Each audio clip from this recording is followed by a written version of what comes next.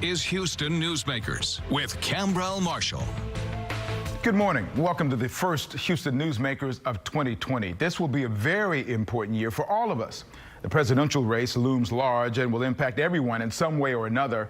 And there will be many other issues along the way that I will want to talk about on this program, and hope that one of your New Year's resolutions will be to weigh in often with your thoughts and ideas about topics you think I need to explore. I always look forward to it.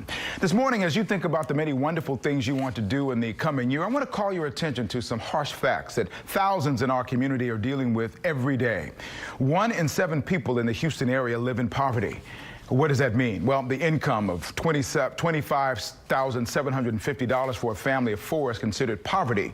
A recent United Way report indicates that in Harris County, that family of 4 needs more than $61,000 to survive well. The reality is that an annual income for someone working 40 hours a week at a minimum wage job would earn less than $15,000 a year.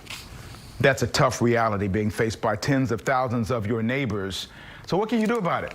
Catholic Charities of the Archdiocese of Galveston-Houston is taking a stab at it with the Poverty Summit scheduled for next Thursday, January 16th. And here to talk about what that summit is all about and how you can get involved is Natalie Wood, the Senior Vice President of Programs at Catholic Charities. Thank you for being here. No, thank you so much. So what was it that brought Catholic Charities to want to do something like this? Is this a national thing that we're doing locally, or how did that come about?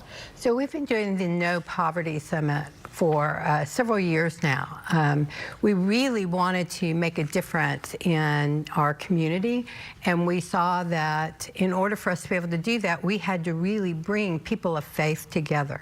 So we put together the No Poverty Summit so that we would be able to reach out to people of all faiths and bring them together along with experts from around the country to be able to share innovative ideas and strategies so that we would be able to really create an impact in the lives that we work with. As you have been organizing this, what are some of the statistics that really call attention to the fact that we really need to have a summit to try to solve some of these issues?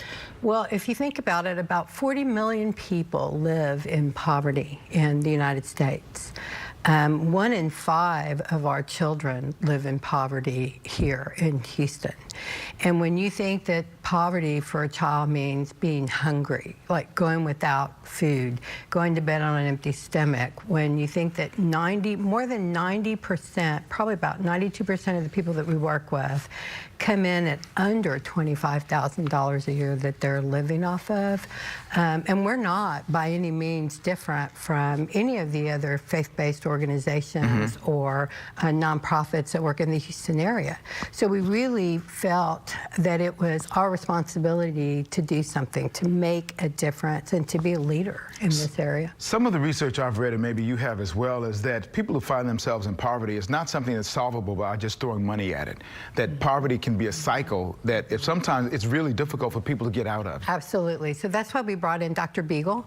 So Dr. Beagle is going to be our main speaker at the No Poverty Summit. And Dr. Beagle actually was raised in a migrant family, which means that she was, her family moved from place to place based on crops. She actually is the only person in her family that was not incarcerated or has not been incarcerated. And so she was able to get her GED finally at the age of 25. She was married at 15, which I think is, and now within 10 years of that GED, she'd secured a PhD. So she has made it her life's work to be able to provide information on what it takes to help people move or transition out of poverty into economic mobility and sustainability. What do you hope will happen from this summit? We have all the people. It's open to anybody who wants to come, correct? It's open to anybody who wants to come. And you have things that are going to be going, and we'll talk a little bit more about the structure of the day. But when they leave there, what would you want them to leave with in terms of the ability to go out and actually make a difference in the community? Well, the first thing we want to do is we want to make sure that people really leave with an understanding that that poverty can happen to anyone, and that poverty takes a lot of moving pieces, and it is not a self-selected lifestyle, right? That's the one thing we want to make sure people understand.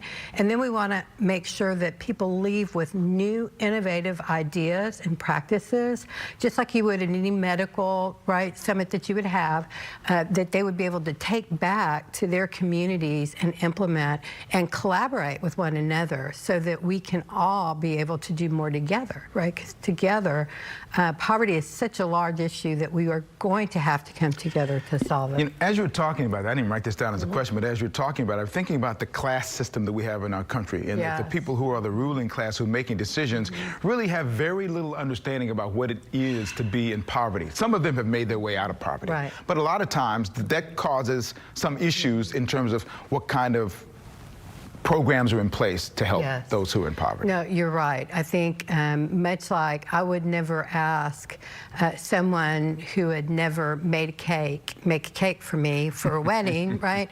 I definitely, with something as huge as poverty, need to bring in the stakeholders, the people who are living, because they know their stories.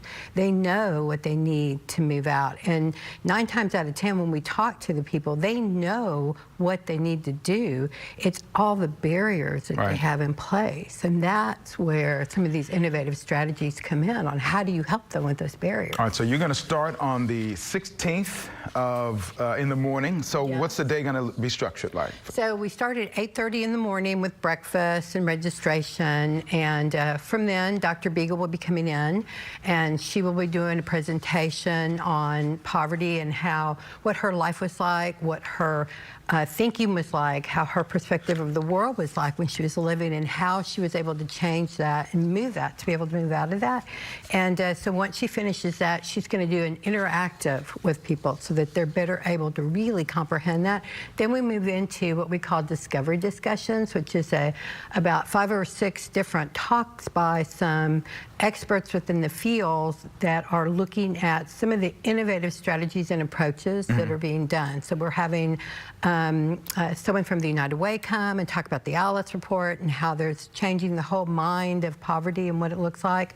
We're also talking to Kim Burgo from CCUSA National, looking at disasters and how these constant floodings and hurricanes are impacting people. So those kinds of things. Then after that, we're going to have we're going to have lunch, and then we're also going to have a panel discussion. Well, it's a very full day, and it's going to be till 3 o'clock. I hope people can do that. We put the information up on the screen. We're also going to put it on our website as well.